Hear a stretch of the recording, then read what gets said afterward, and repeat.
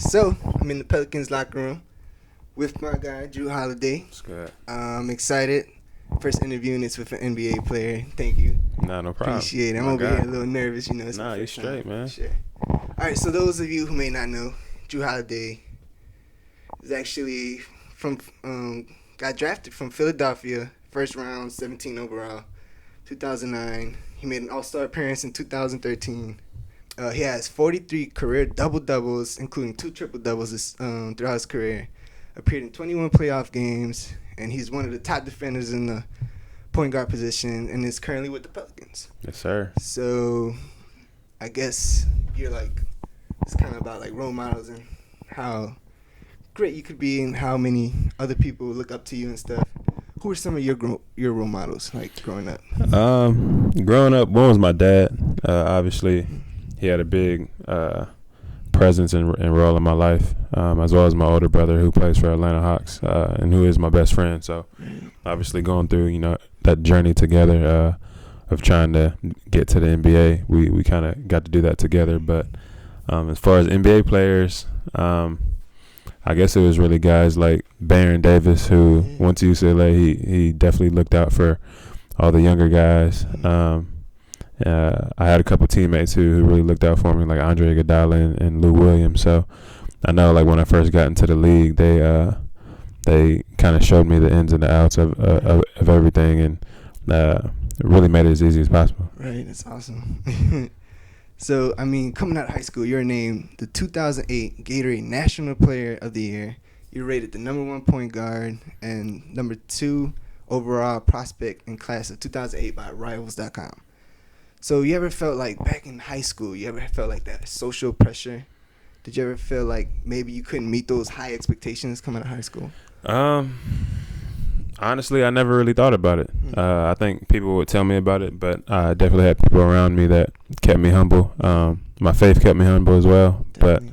But I had people around me that didn't tell me I was the best or whatever. They always told me what I could work on and how I can improve. So I think that stress or that pressure never really hit me because I never really noticed it. And honestly, I think that was the best thing for me.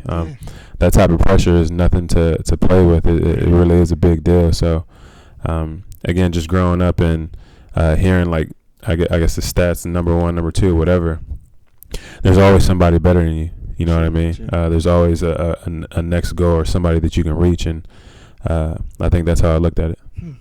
Yeah. So, if you ever had a chance to, like, talk to the young Jrue Holiday, what would you tell him? It could be like the guy from his senior year of high school, or his days back in UCLA. What would you tell him if you had a chance? What would I tell him? I don't know. Honestly, I guess something that I would say was, I guess listen to your parents.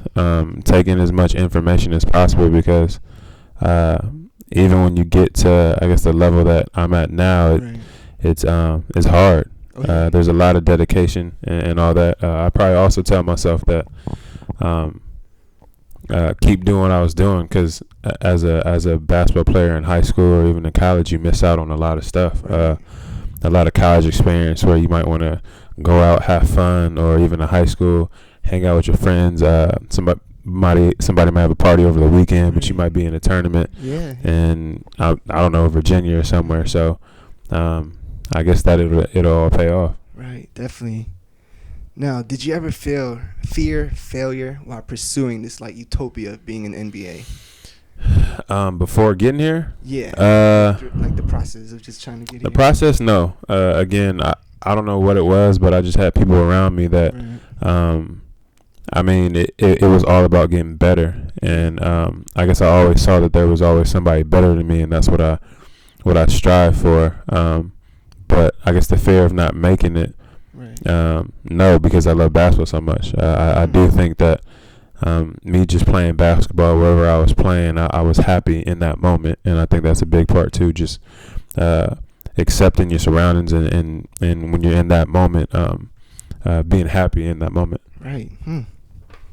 All right. So, you think the place that you grew up in might have influenced your decision to become like an NBA star that you are today? Um, uh, I don't know. I'm not sure I'd say that. I think I wanted to be an NBA player just because that was the highest pinnacle to reach. Right. You know what I mean?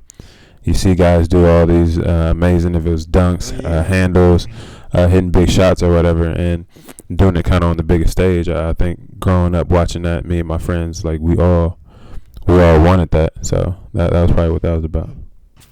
All right, so I looked up on like NBA.com your biography. You donated nearly 3,000 Pelican tickets to underprivileged children last season. I didn't even know. That was surprising to me. I was like, wow, that's awesome. Then I know you hosted basketball camps and even a soccer camp with your wife over the summer, I believe, out in UCLA. So do you think, like, when hosting events for children, what are some like inspirational quotes, lines that you tell kids or young basketball players that want to follow in your footsteps?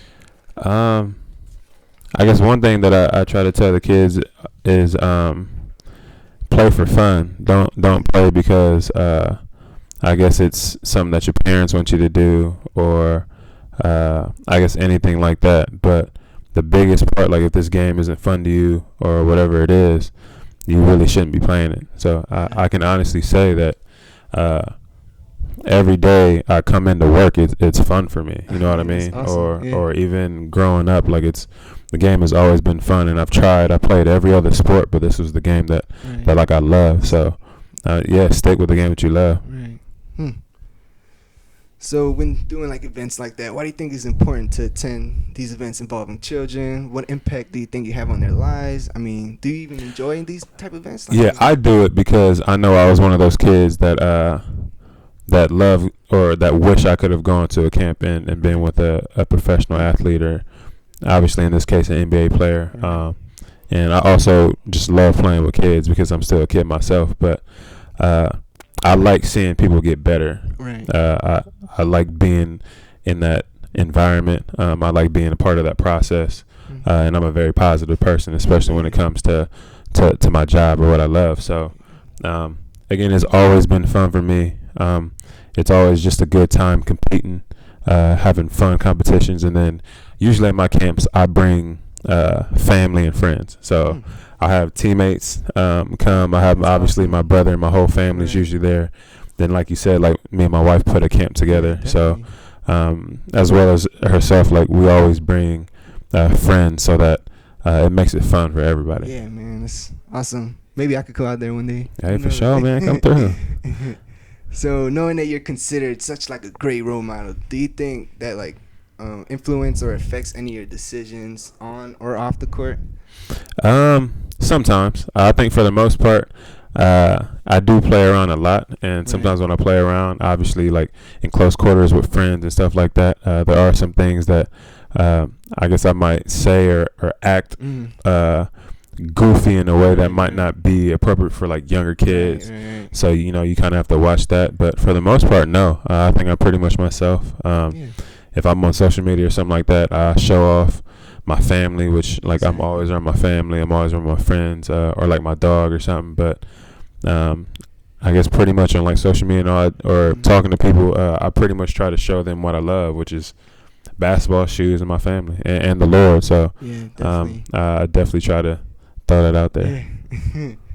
So if you weren't successful in like landing a spot on the NBA roster, what other jobs or careers would you have if any, or it's like NBA number one thing? Right. Nah, I mean, I guess I never really thought about it. I think it'd be something in sports. If it was sports ministry at my church, or if it was coaching at a high school, or coaching just at a young age, or coaching youth players. I guess at any sport, because again, I grew up playing baseball and football, so I think I would have to do something with sports just because I'm an athlete and I'm competitive. But I guess other than that, I would have finished college. I would have finished college, and I would have found a major, something that hopefully I would have loved, and kind of gone from there. But I think I always would have played basketball if it was like in my church league or grown up leagues or whatever. So you talk about like people just make sure you have fun in your job, maybe always have that, you kind of have like that competitive nature. What kind of things or important character traits you think one should like possess in order to kind of be successful? Maybe not towards like the NBA. Right. I think it's the same thing. Being a competitor and trying to be best at what you do. Right. If it was, I don't know, if you're the manager for a basketball team or if you are manager for McAllister's. I mean, I guess it's to reach the highest goal that you can, and I guess go from there and keep on breaking down those walls and beating those goals. So. Again, for myself, like it's still something that we want to do. We want to get past the first round of playoffs. Exactly. That's another goal to beat, and then hopefully win a championship, and that's a goal. So there's always something that you could reach. You kind of have to set goals. So, well, last question. What kind of, just out of the top of your head, think of a song, just randomly, go. Taylor Swift, Bad Blood. What? All right, bro. Man, appreciate it, Jrue. Thank you. Man. In the Pelicans locker room with Jrue Holiday. This is awesome. Thank you. Thanks again. All right, bro.